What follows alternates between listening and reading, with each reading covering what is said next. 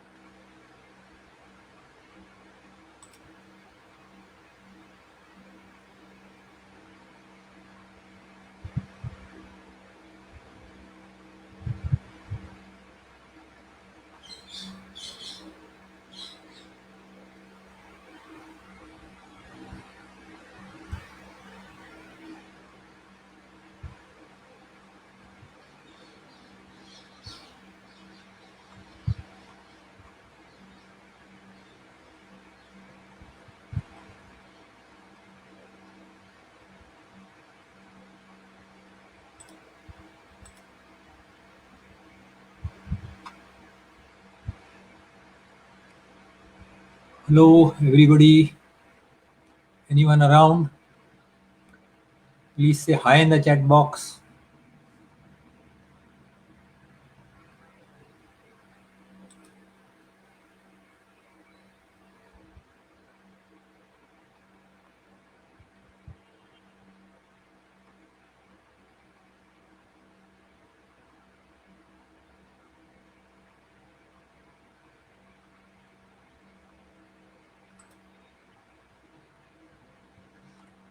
Hello, everyone. Hi, Gokul. Oh, we have got a couple of people around, and I think I've waited quite a bit. So let me start. And as people will come around, as they join in, let's start. Hi, am I audible? Gokul, am I audible?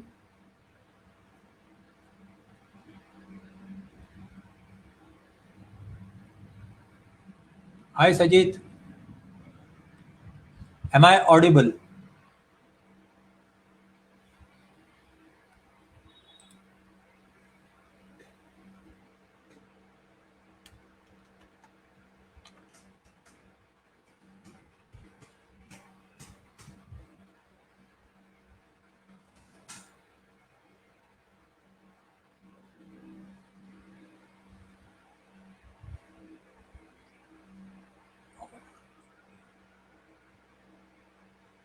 Okay, let's go ahead. So today our topic is going to be the Samyang lenses for the Nikon Z Mount.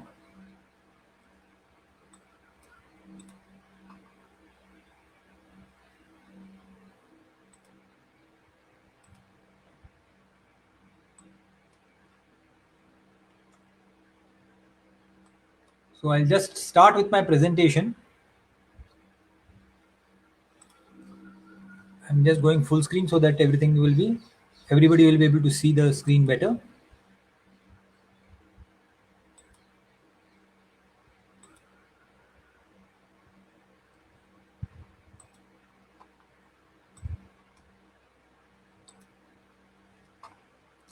Okay. Now this is the range of the Samyang lenses.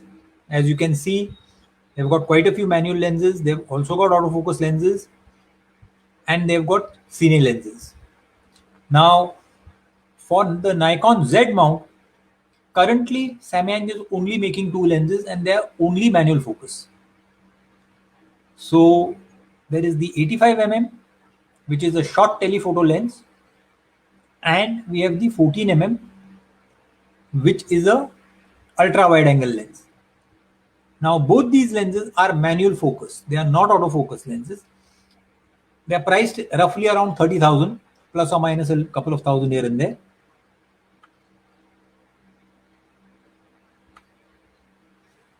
Now, what is the difference between the manual lenses and autofocus lenses which we are used to?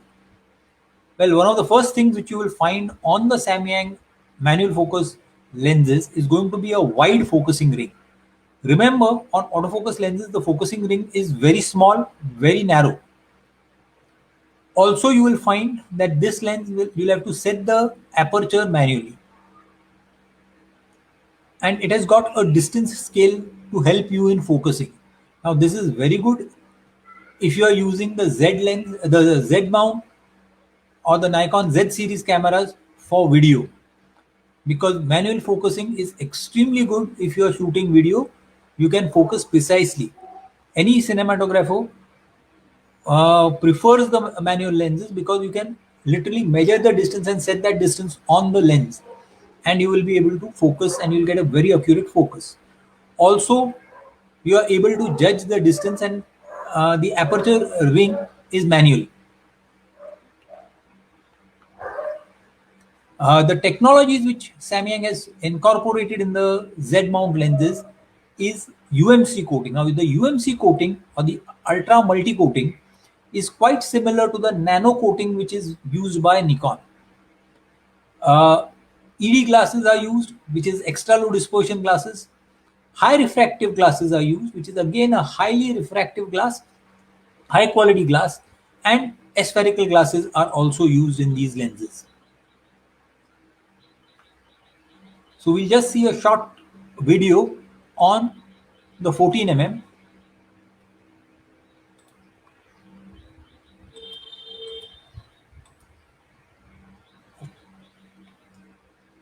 Just a minute, let me see why it didn't work.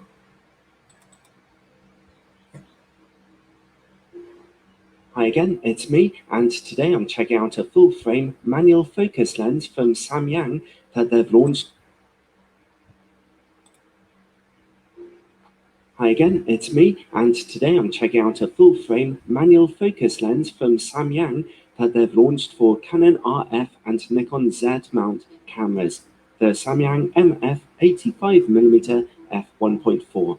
It will not work on digital SLR cameras at all, only Canon and Nikon's new full-frame mirrorless camera systems. It costs $400 or just over £300 here in the UK. I'd like to thank Samyang for providing a copy of this lens for testing, although as usual, this is a totally independent review. I'll be looking at both its strengths and weaknesses.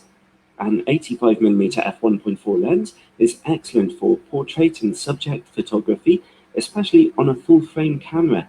It can get you pictures with a fantastically out-of-focus background and fast shutter speeds too. Nice.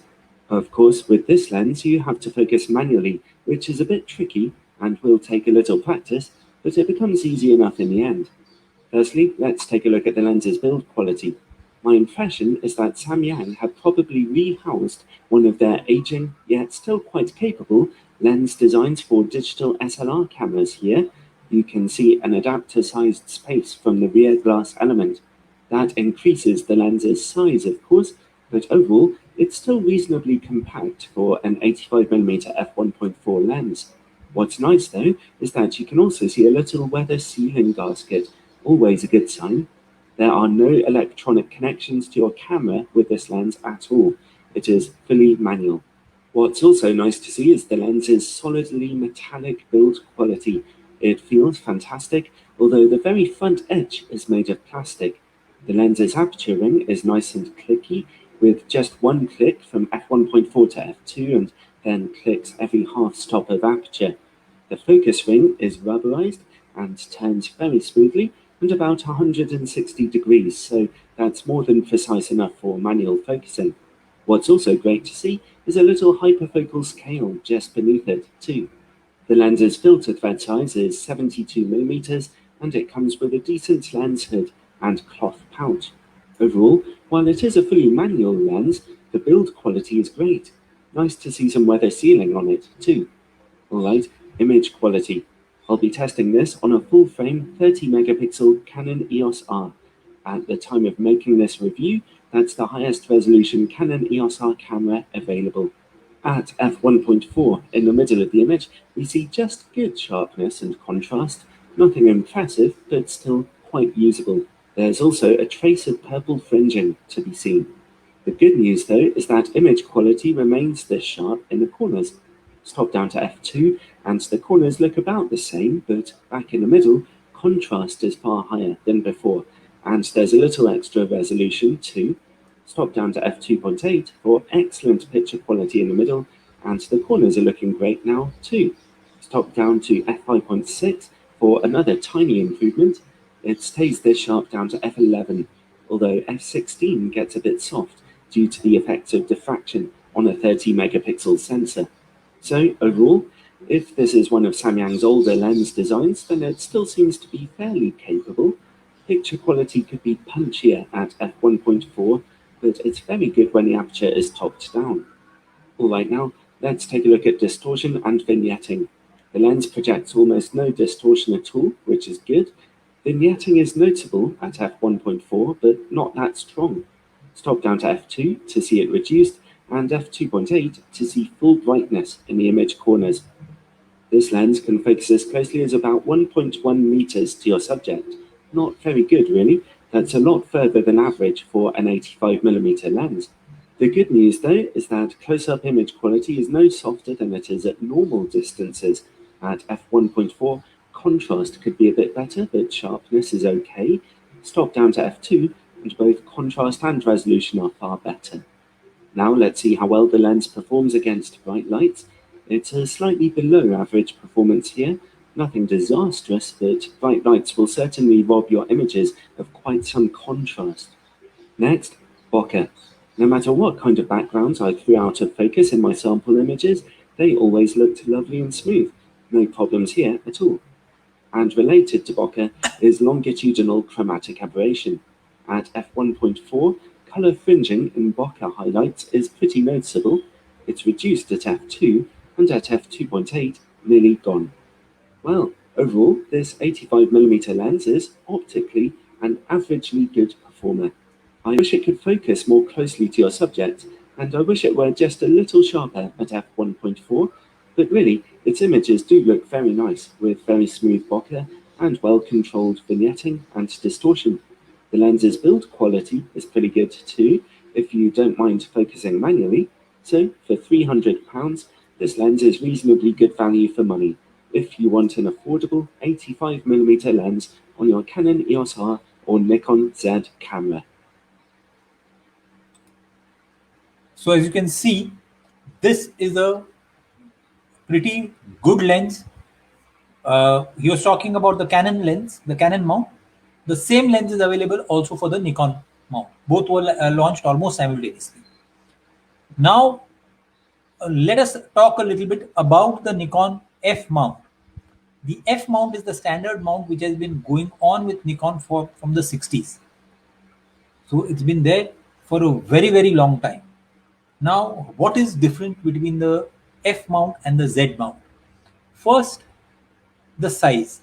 The F mount is 47 mm in diameter, and the flange distance, that is the distance between the lens mount and the sensor, is about 46.5, almost same. The image circle is of course sufficient to cover the entire sensor. Now in the Z mount, you will notice that there is a big difference.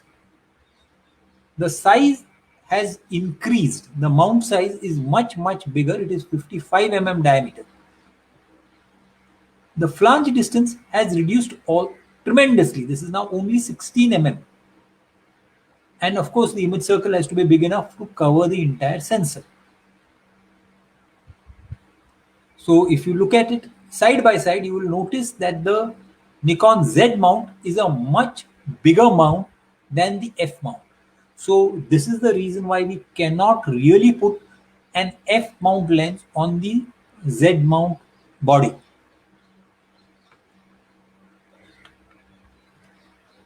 Now, as I said, some of the technologies used were the UMC, the hybrid aspherical and weather sealing components which have been incorporated in these lenses. Sorry, this is the wrong lens. Uh, Now let us talk about what is ED glass or extra low dispersion glass. Normal glass focuses the color, the all the colors, the Vibgyor colors of the rainbow do not focus at a single point. They focus at a little different point. So this is why there is a little bit of color fringing which happens. To avoid this, most manufacturers use something known as extra low dispersion glass. Now this focuses all the colors exactly at the same plane, which is the focal plane or the plane of the sensor. The other type of glass which has to be used is a high refraction glass. Now remember, the flange distance has reduced. So the distance between the rare element of the lens and the sensor has changed. It has reduced. So to correct that distance, the glass which has to be used to focus at this much lesser distance has to be a high refractive index glass or a high refraction glass. So you will notice that these are the two different lenses, the 85 lens, which is also a 1.4 manual focus, which would fit the Nikon F mount, and the 85 1.4 Z mount lens. You will notice that the Z mount lens is a much bigger lens in size. Here you will see the build is almost identical. Both have 9 elements in 7 groups. Both have similar coating, but notice the length difference. This is a 102 mm.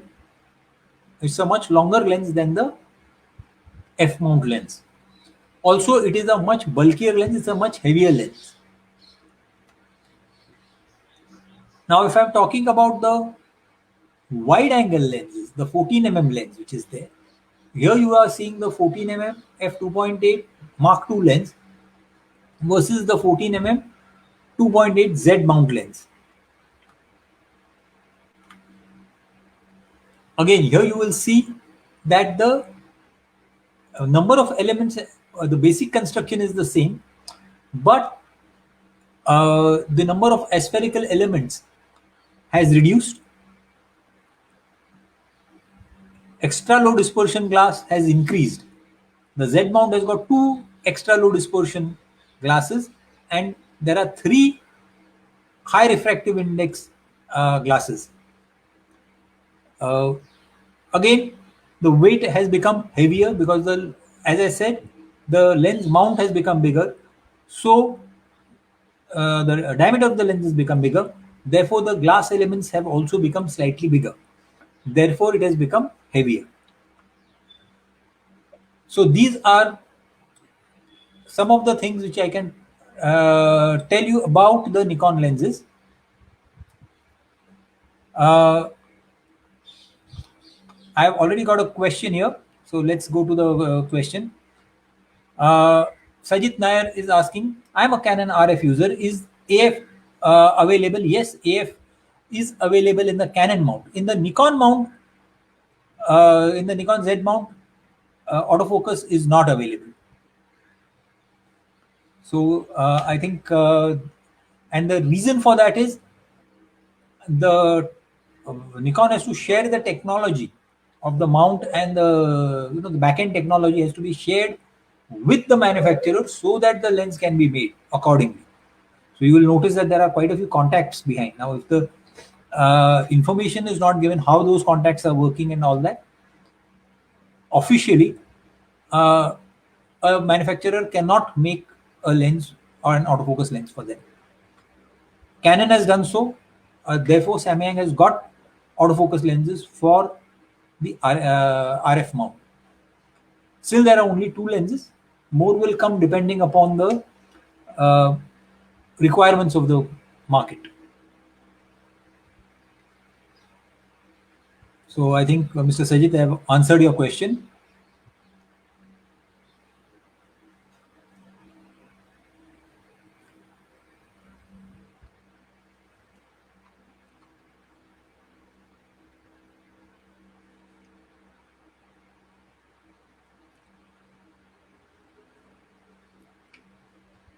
So any other questions?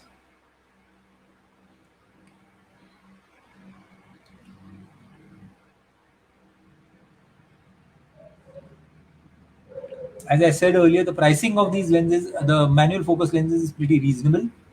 It's around 30,000. You must have heard in the video, they are priced at around 3,000 euros.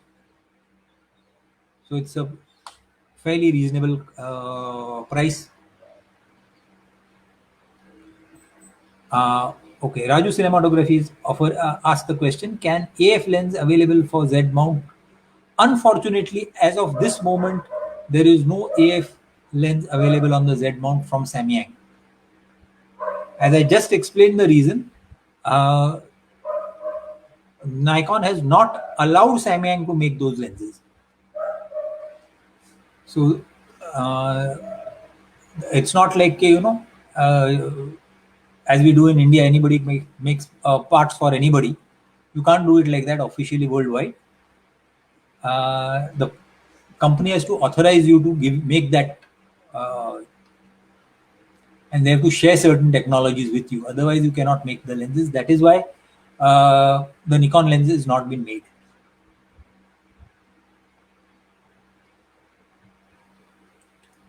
And again, it's also a very simple thing that yeah, the talks are always going on, but remember, this is also a business issue. Imagine if I have to buy an 85mm 1.4 autofocus lens from Nikon, that's going to set me back by more than a lakh. And if I have to buy the same lens from Samyang at half the price, and if I'm going to get a similar quality, or even if I'm getting 90-95% of the quality, how many people will buy the Nikon lens? Because this is the 85 and the 14 are prime lenses of Nikon. So they're their benchmark lenses. So if I say, okay, I'm going to make something which is in exactly which is your bestseller, and at half the price, it's going to be difficult.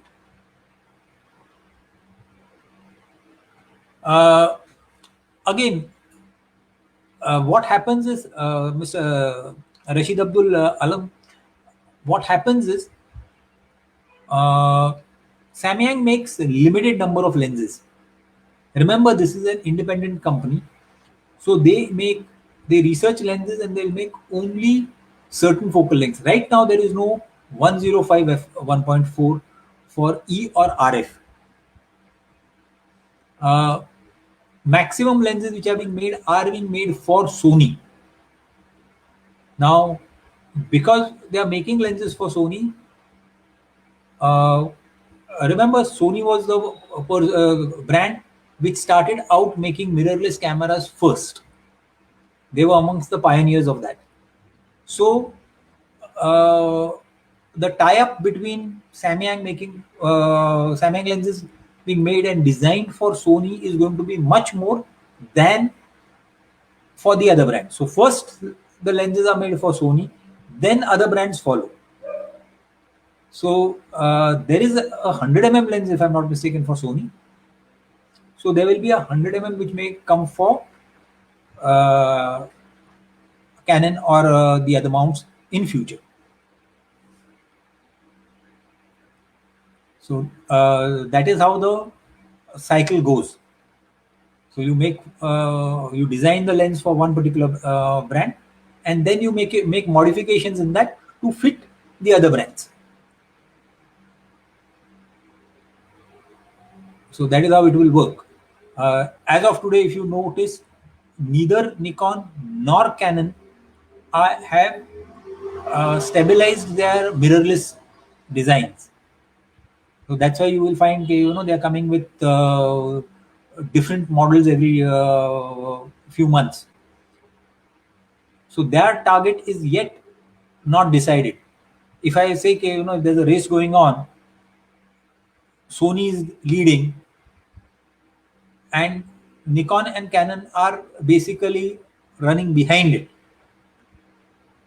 They may not be in the second position, also they may be in the third and fourth position, but they are just because initially both Nikon, Canon thought that okay, nobody was going to go for mirrorless. So it was considered to be a failed system. If you remember, Nikon had come up with a Nikon mount earlier. So that was a complete flop. So that is the reason why independent manufacturers are not touching Nikon or Canon with that confidence. So in fact, even for photographers, it is a something which you have to remember.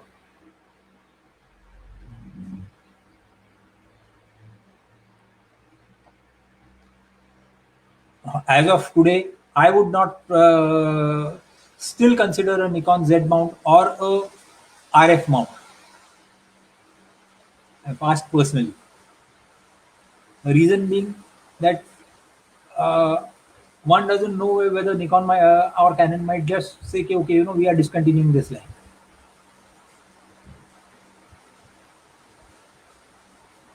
So I think I've answered your question.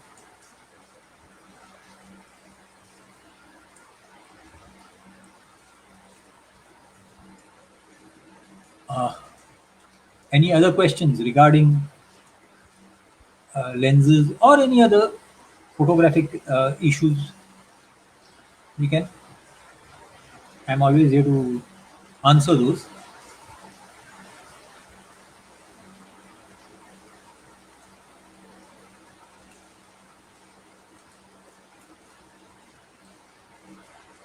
And remember one thing, Samyang is a Korean brand. It's not a Chinese brand.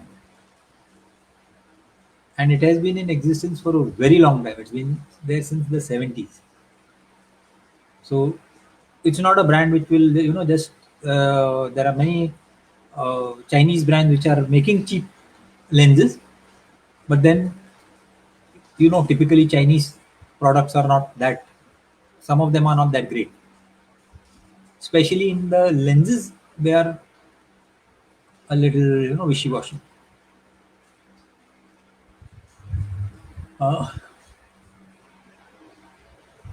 One of the most important things which you have to remember with which Samyang has been doing is most of their lenses are weather sealed. So right now, across half of India, it is raining quite well. There's a huge amount of moisture in the air or humidity. So behind me, you will see that I have got that small black thing which you see. It's not a refrigerator. The gray is the refrigerator. The black is basically the black box is a dehumidifier. So lenses, cameras, and everything has been kept in that. So you have to be able to bring the humidity down. If the lenses are sealed, weather sealed,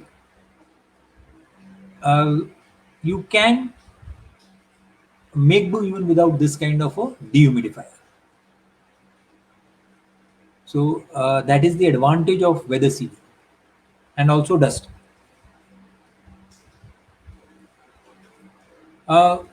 Yes, Mr. Gokul, I would. Mr. Gokul has asked the question: do I suggest Sony more than Nikon mirrorless? I will tell you a very simple thing. Let me put the. What happens is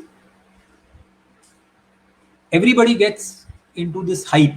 You should buy mirrorless because Baju wale ne mirrorless liya, isne mirrorless. So you go and go. Mirrorless. And any company which is not a market leader, it's at second or third position, is going to try and make a huge show, a huge this thing about their product. That is the best product.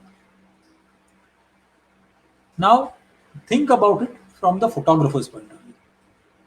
Me as a photographer, why would I use a mirrorless camera? I believe that if I'm going to shoot film or video of any kind, mirrorless is the solution.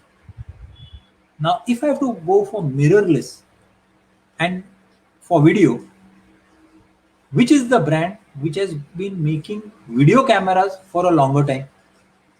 The answers, there are basically 2-3 answers. At first there was Panasonic, Sony, and JVC. These were the 3 brands which were being used consistently for videography. Out of those, today Sony is the one which is making mirrorless cameras, and they have been making mirrorless cameras for a very long time. Which is why I would say that somebody who's already making this, is got the experience in this field, is going to be far ahead. Why would I have used a Nikon or a Canon with the mirrorless if I was probably being able to use the same lenses? Now, if you tell me, suppose somebody has just bought a G series Nikon lens, and you say, okay, now sell that lens for whatever price you are getting, which is going to be less than half of what you paid for, and buy something again. So that is what I feel. And again, you have to be able to make that kind of money. Rashidul Alam is asking, sir, can we expect a 70-200 2.8 lens range from Samyang in the future? Rashidul, let me tell you one thing. Samyang does not make zooms. Samyang is only making prime lenses. Right from the 70s to date, they've only been making prime lenses, and they'll, I think, continue making primes. They are not going to get into zooms. There are other independent manufacturers who are making zooms at 2.8 and things like that. The reason is the optical quality of a prime lens is going to be any day far superior than any zoom lens. So, for optical qualities, it's always going to be a much better thing to make a sturdy and solid lens like what Samyang makes. So that is the reason why Samyang has not been making any kind of zoom. And again, if you notice that if a lens is a 85mm 1.4, you have seen the bokeh of that lens. A 2.8, a 70-200 2.8 is nowhere near that in either optical quality nor in the bokeh. So because it's from 1.4, there is another f-stop f2, and then you come to 2.8. So there's a 2-stop difference between 1.4 and 2.8. So it's always better to have prime lenses. I personally prefer to use prime lenses. I very rarely use a zoom. Yes, a zoom is good if you're shooting fashion, or your subject is moving, or you have to recompose in a fast manner. That is where a zoom may come in handy. But if you are looking at quality portraits, if you are looking at quality wide angle shots, nothing to compare or beat the a prime lens. So if we have something known as the optical hierarchy.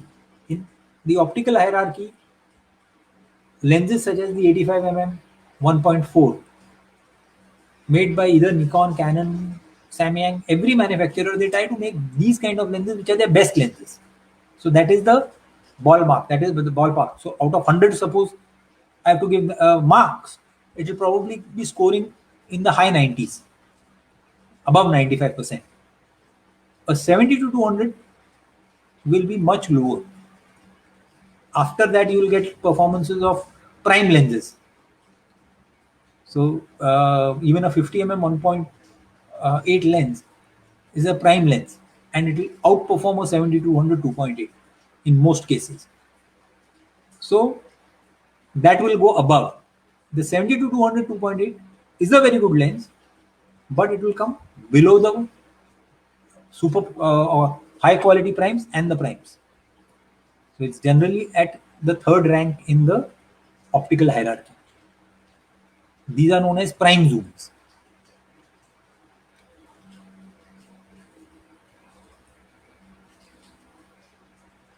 So what Samyang has been manufacturing is only the primes and the super prime categories. They don't make the lower categories,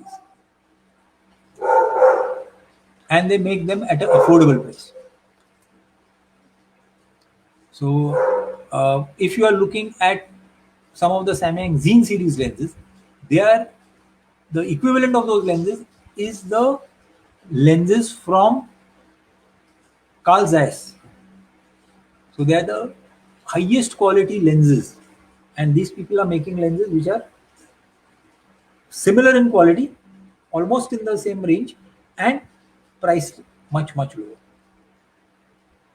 So that is the main difference in this particular thing. So if you are going to be using lenses for videography, and that is what I would recommend somebody using these lenses, then it's obviously going to be manual focus. Having said that, the Nikon Z and the EOS are both extremely good cameras. They are good mirrorless cameras, but you do not know 6 months or 1 year down the line, both Nikon and Canon may come up with something better. And when somebody comes up with something better, again you don't know. You might have just spent some large amount of money in buying one thing, and 6 months later something new comes up. If you see the timeline of the Z series, I think about last year they had launched the R. The US R had been launched last year, around I think June, July. This year, new versions have already come up. So it's within 1 year the newer technology has come in. Even last year when the USR was launched, when people asked me, I said, "Okay, it's there. They are good cameras, but they're still not that great," which is the whole game.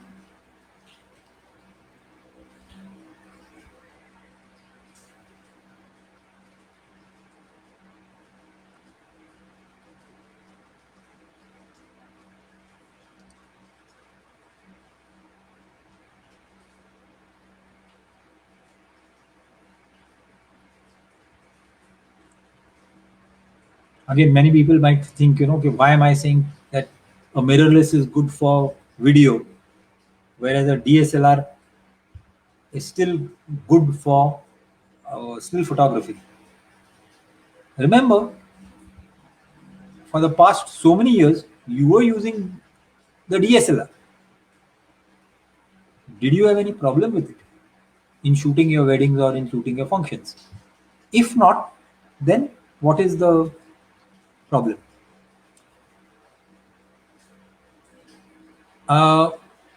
Sir, will Samyang be making 105mm 1.4 or 135mm 1.8 like Sigma for E mount? See, quite a few lenses are in the development stage with Samyang. Let me tell you this. Again, in the E mount, they are trying to work out the requirement of the market.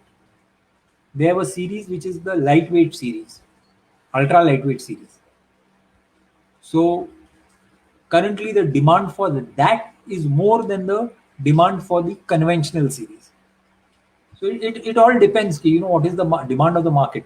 Now, if Sigma has made something and it is working well for Sigma or for say any other brand, obviously the other brands are going to follow. So it's just a thing like that. What sells, others will make more of the same.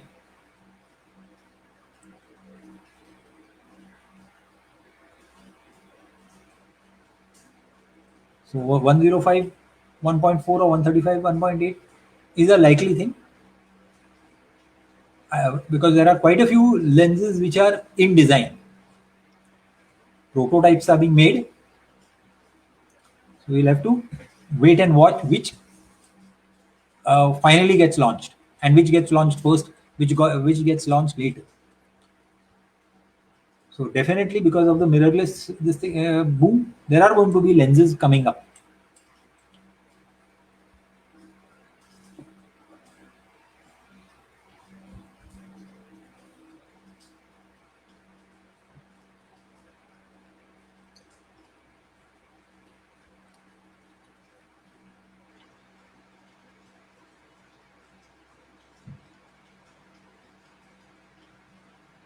And again, if you check the price of the Samyang lenses compared with Sigma, you will find that the Samyang lenses are very, very attractively priced.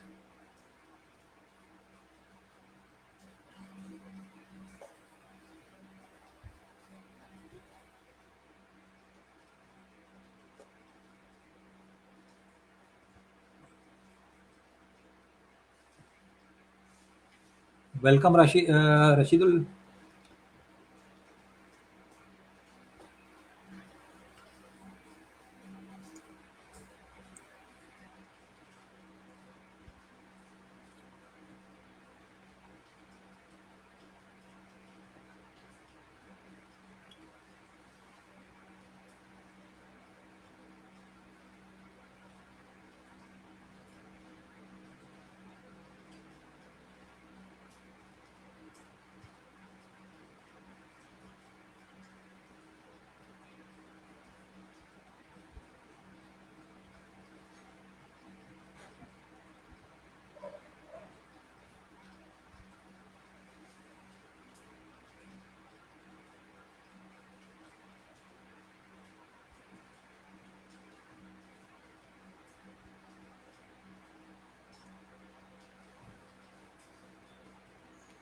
So if there are no questions, we can call it a day. I'll just wait for a few more minutes, and if anyone has any questions regarding Samyang lenses for any mount, anything, you can ask me the questions. I'll gladly try and reply.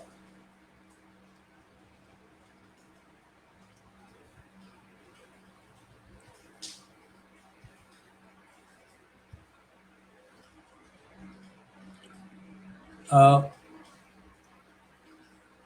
Mr. Gokul has asked a very interesting question. Sir, I heard the color of Sony A7M3 is not as good as the Nikon Z6 photos. Is that correct? Uh, Let me tell you one thing, that a raw image of from any camera, whether it's a Nikon, whether it's a Canon, whether it's a Sony, the color processing is can be done in the post. So what you're comparing is a JPEG image. So the JPEG image is a compression as it is, and that compression can change. There are settings which can this is exactly what I'm trying to tell you, Mr. Gokul. What Fuji has done, for example, Fuji has come up with something called their film equivalents. So if you want, if somebody had used Fuji Velvia film, there is a color calibration called Fuji Velvia, and you will get colors like the Velvia colors. So it is dependent upon personal tastes and how that processing algorithm has been formulated. So this is only for JPEG images. In fact, Fuji recommends using shooting in JPEG because that algorithm will work always, and you will get fantastic colors with that. Remember, Fuji was a company which was manufacturing film for a very long time, almost 100 years, maybe 100 years plus, if I'm not mistaken. So they have all that accumulated data which they have incorporated in the digital era. Nikon has also done something similar. They have also been in for long. They have also been. I have shot pictures on Nikon and I have shot pictures on Canon. And in the end, if I mix them up and I do not show you the metadata, you will not be able to identify which is shot on Nikon and which is shot on Canon, because I only shoot raw images. And another thing, you might be mistaking that I'm promoting Sony. I'm not. I'm not even a Sony user. I've used Sony, but I'm not a Sony user. So let me clarify that also. So I'm more of a Canon user, and but if you ask me, in today's world, which is technologically superior, then it is the Sony. In several parameters, the Sony outperforms all the others, especially if it comes to focusing. Uh, Color is only one of the parameters, and that is an adjustable parameter. You have to remember that when I'm taking the picture, what am I getting? If I miss the moment, everything goes. So that is what is going to be more important. And there are settings in every camera with which you can control the JPEG images. In Nikon, uh, it is called, I think, in Canon, it's called picture styles. There are color controls. All these things are available, and we can tweak them individually to get the exact color which you want. So Nikon can produce the same colors which a Canon can produce. Somebody who's using a Canon and is liking Nikon colors, he can get that in camera itself. Just settings. Now the problem is 99.9% photographers don't go beyond white balance, don't uh, fiddle around with those settings, and don't try to get the image from what they have got, the camera which they have, to look like what they want. The reason is very simple. You are always using, when people were using film, they were using film, shooting film, and giving it to the lab to process. So even at that time, there were people who would like Konica, who would swear by Konica film. Somebody would say swear by Fuji. Others were there who would say, okay, nothing like Kodak. So there were these three brands which people were using, and it used to go along like that. So color is a subjective choice.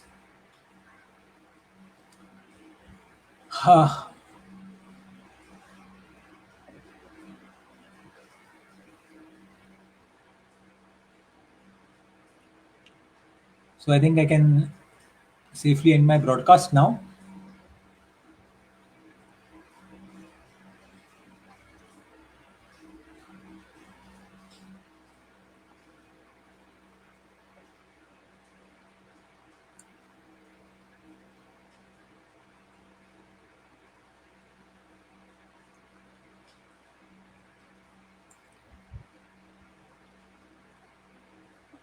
Okay. See you. Bye. See you all next week.